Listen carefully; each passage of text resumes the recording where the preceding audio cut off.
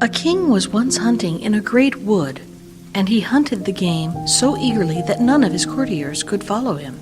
When evening came on, he stood still and looked round him, and he saw that he had quite lost himself. He sought a way out, but could find none. Then he saw an old woman with a shaking head coming towards him, but she was a witch. "Good woman," he said to her, "can you not show me the way out of the wood?" "Oh, certainly, Sir King," she replied. "I can quite well do that, but on one condition, which if you do not fulfill, you will never get out of the wood and will die of hunger." "What is the condition?" asked the king. "I have a daughter," said the old woman, "who is so beautiful that she has not her equal in the world, and is well fitted to be your wife. If you will make her lady queen, I will show you the way out of the wood." The king in his anguish of mind consented, and the old woman led him to her little house where her daughter was sitting by the fire. She received the king as if she were expecting him, and he saw that she was certainly very beautiful. But she did not please him, and he could not look at her without a secret feeling of horror.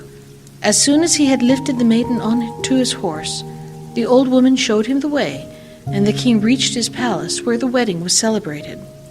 The king had already been married once, and had by his first wife 7 children, 6 boys and 1 girl, whom he loved more than anything in the world. And now, because he was afraid their stepmother might not treat them well and might do them harm, he put them in a lonely castle that stood in the middle of a wood. It lay so hidden, and the way to it was so hard to find, that he himself could not have found it out, had not a wise woman given him a reel of thread which possessed a marvelous property. When he threw it before him, it unwound itself and showed him the way. But the king went so often to his dear children that the queen was offended at his absence. She grew curious and wanted to know what he had to do quite alone in the wood. She gave his servants a great deal of money, and they betrayed the secret to her, and also told her of the reel which alone could point out the way. She had no rest now till she had found out where the king guarded the reel, and then she made some little white shirts, and as she had learnt from her witch mother, sewed an enchantment in each of them. And when the king had ridden off, she took the little shirts and went into the wood, and the reel showed her the way. The children, who saw someone coming in the distance, thought it was their dear father coming to them, and sprang to meet him very joyfully. Then she threw over each one a little shirt, which, when it had touched their bodies, changed them into swans, and they flew away over the forest. The queen went home quite satisfied, and thought she had got rid of her stepchildren. But the girl had not run to meet her with her brothers, and she knew nothing about her. The next day the king came to visit his children, but found no one but the girl. "Where are your brothers?" asked the king. "Alas, dear father," she answered, "they have gone away and left me all alone." And she told him that looking out of her little window, she had seen her brothers flying over the wood in the shape of swans, and she showed him the feathers which they had let fall in the yard and which she had collected. The king mourned, but he did not think that the queen had done the wicked deed, and as he was afraid the maiden would also be taken from him, he wanted to take her with him. But she was afraid of the stepmother and begged the king to let her stay just one more night in the castle in the wood. The poor maiden thought, "My home is no longer here. I will go and seek my brothers." And when night came, she fled away into the forest. She ran all through the night and the next day till she could go no further for weariness. Then she saw a little hut, went in, and found a room with 6 little beds. She was afraid to lie down on one, so she crept under one of them, lay on the hard floor, and was going to spend the night there. But when the sun had set, she heard a noise, and saw 6 swans flying in at the window. They stood on the floor and blew at one another, and blew all their feathers off, and their swan skin came off like a shirt. Then the maiden recognized her brothers, and overjoyed she crept out from under the bed. Her brothers were not less delighted than she to see their little sister again, but their joy did not last long. "You cannot stay here," they said to her. "This is a den of robbers. If they were to come here and find you, they would kill you." "Could you not protect me?" asked the little sister. "No," they answered, "for we can only lay aside our swan skins for a quarter of an hour every evening. For this time we regain our human forms, but then we are changed into swans again." Then the little sister cried and said, "Can you not be freed?" "Oh no," they said, "the conditions are too hard. You must not speak or laugh for 6 years, and must in that time make 6 shirts for us out of star flowers. If a single word comes out of your mouth, all your labor is in vain." And when the brothers had said this, the quarter of an hour came to an end, and they flew away out of the window as swans. But the maiden had determined to free her brothers, even if it should cost her her life. She left the hut, went into the forest, climbed a tree, and spent the night there. The next morning she went out, collected star flowers, and began to sew. She could speak to no one, and she had no wish to laugh, so she sat there, looking only at her work.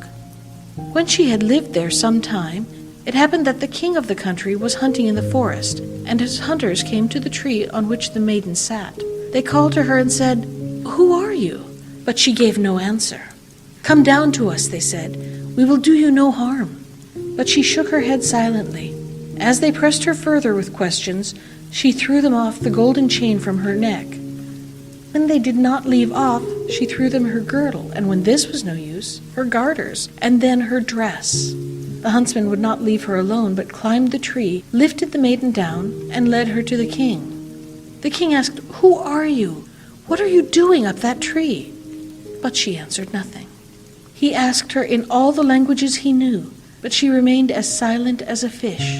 Because she was so beautiful, however, the king's heart was touched, and he was seized with a great love for her. He wrapped her up in his cloak, placed her before him on his horse, and brought her to his castle. There he had her dressed in rich clothes, and her beauty shone out as bright as day, but not a word could be drawn from her.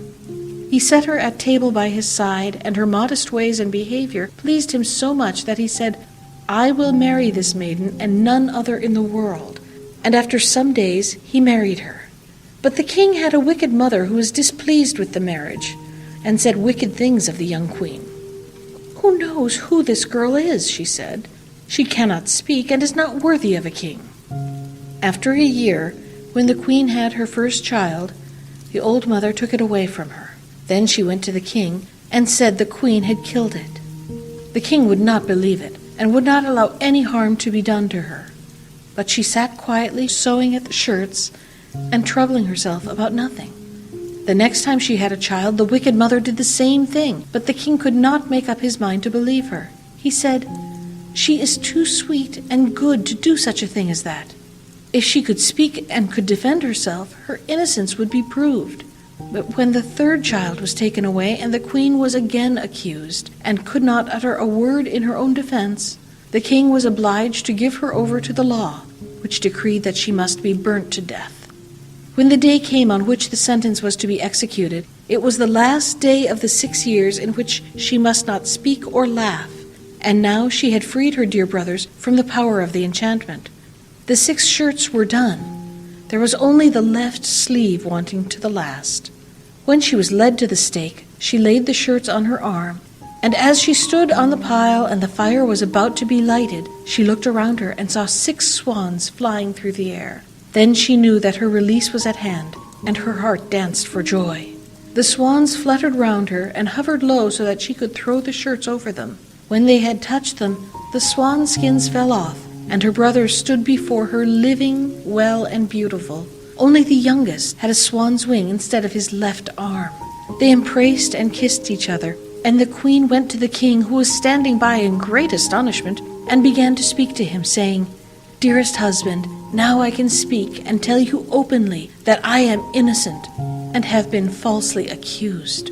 She told him of the old woman's deceit, and how she had taken the 3 children away and hidden them. Then they were fetched, to the great joy of the king, and the wicked mother came to no good end. But the king and the queen, with their 6 brothers, lived many years in happiness and peace.